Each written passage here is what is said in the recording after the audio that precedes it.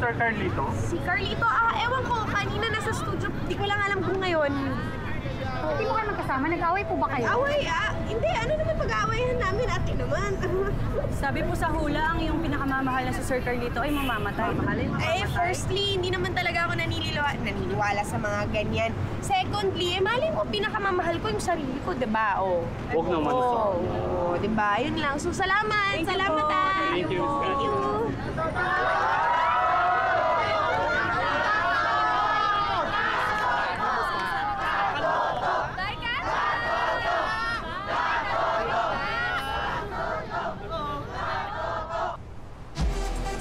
Abangan sa Chismis 24/7, pananampal ni Katya sa kanyang boyfriend.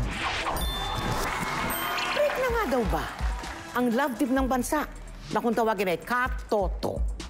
Ay, kanina palang sweet na sweet. At ano naman kaya ang dahilan ng kanilang alitan? Pero ang alam ko, may naganap sa love team. Mainit na balita na po yan, mga kaibigan. Pero dadating tayo dyan. Pero kailangan na lang talagang maipakilala ko yung aking daily panel. Si Dr. Wilfreda Limpin, isang psychology professor, at si Tom Young, ang celebrity blogger. Bago natin marinig ang opinion ng ating mga panelist, ay panuorin muna natin itong footage kaninang hapon. Tapos ako pa yung bastos. Nakita nyo? Sinampal ni Katya si Carlito. Kasi, kung maaalala ninyo, tinanong natin si Carlito kung okay lang sa kanya na pantasya ng bayan si Katya.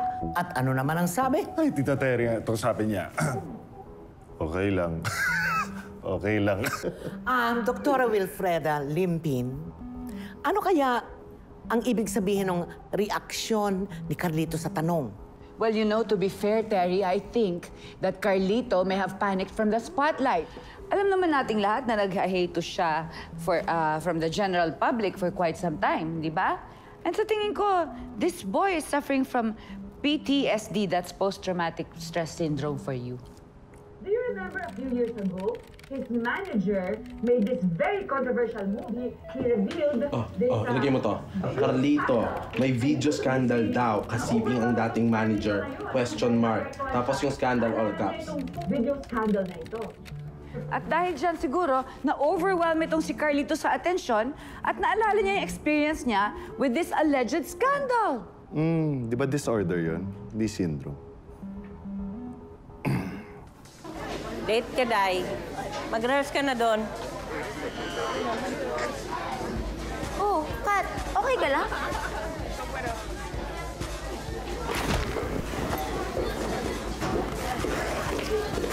Katya, naiwan mo daw sa studio ng tawag.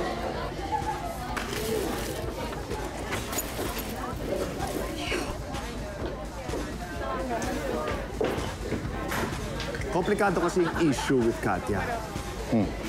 Para bang inabutan siya sa stage habang nagper-perform with the Lao sa Chipipay na 18.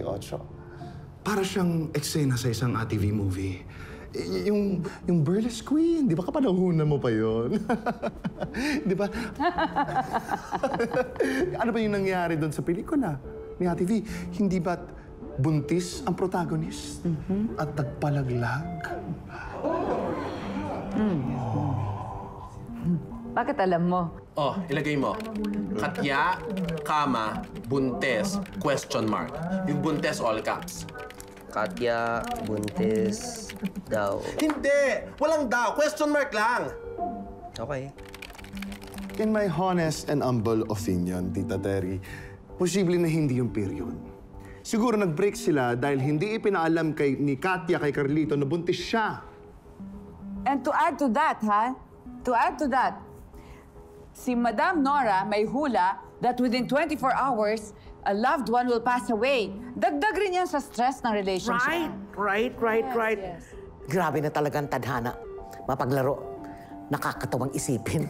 Ang pinagmula nito, regla. Ay, Tita Terry, tama nga. Buti na lang ikaw hindi ka na nireregla, no? Ay! Pwiset! Anyway, abangan ang iba pang pagsabog sa pagbabalik ng Chismis 24/7. Kabe. Hoy, tarantado ka. Ano yung sinasabi mo buntis si Katya? Ha? Bakit sinabi mo nagpalaglag na hindi siya nagpalaglag?